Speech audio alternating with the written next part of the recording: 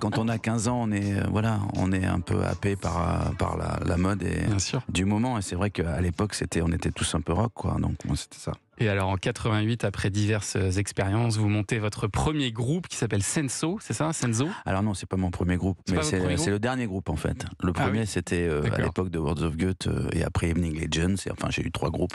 Et Senso, c'est quand j'ai chanté pour la première fois dans le groupe de Franck Darcel, ex-Marquis de Sade. Voilà. C'est ça, et qui a fait notamment ce titre, Les avions se souviennent.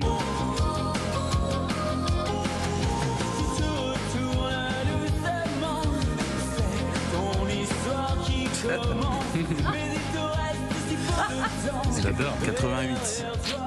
Ah, il y avait l'influence de Cure là, on l'entend. Hein. Ouais, on était beau. C'est un album qui est introuvable aujourd'hui. Bah, il est trouvable, mais il est cher, mais vaut mieux pas l'acheter. Il faudrait que je le refasse. Mais la musique est super. Mais oui, Mais ça s'appelle Le long du fleuve, l'album. est pas bon.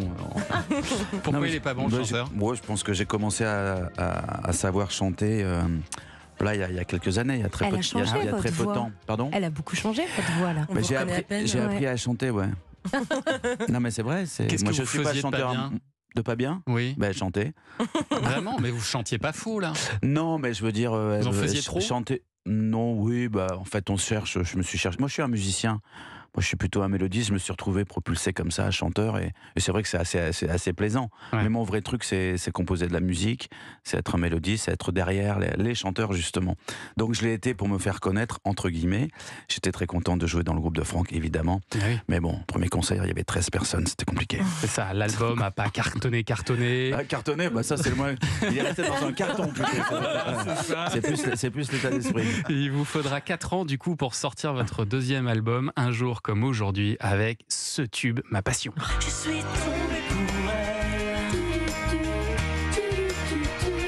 Je n'ai dire que pour elle. J'ai arraché les posters dans Hockey Podium de Pascal Obispo. révélation ce matin. Ouais. Ça a été un succès phénoménal. Il n'y a cette pas que la chanson. voix qui a changé, vous avez vu. Oui, c'est vrai que ça a été vraiment ça a été un déclencheur. C'était le deuxième album et ça a tout déclenché, oui, effectivement. Et c'est vrai que cette chanson au départ devait s'appeler Jérusalem. Exactement, oui. Rien à voir. Rien à voir, mais non, C'était rien à un voir. tout autre texte du coup, j'imagine. Oui, c'est ça. c'est complètement un autre texte. Mais bon, j'avais pas d'auteur à l'époque, donc il fallait que j'écrive des choses. Et donc je suis passé par Jérusalem. Et puis, comme disait Roda Gilles, il y a des chansons partout. Mais c'était pas une très très bonne idée.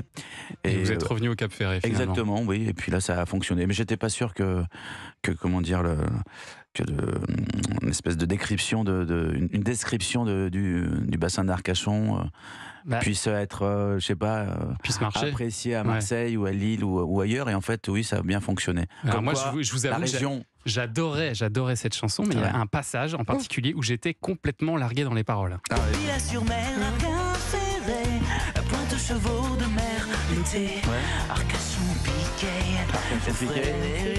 Et Frédérion, les glaces sur la jetée pourraient bien me manquer. Frédérion, J'ai eu beaucoup de temps à comprendre. Oui, mais parce qu'il Il Faut connaître, connaître, en fait, c'est vrai. Frédérion, c'est un Glacier. Voilà, c'est Ouais. ça. Et on allait manger des gaufres avec toute la famille le dimanche. Et c'est très, très, très connu là-bas. D'ailleurs, ça a été repris dernièrement par un copain qui s'appelle Jean-François. Voilà. Et c'est vrai que non, c'est toujours aussi bon. C'est toujours aussi bon.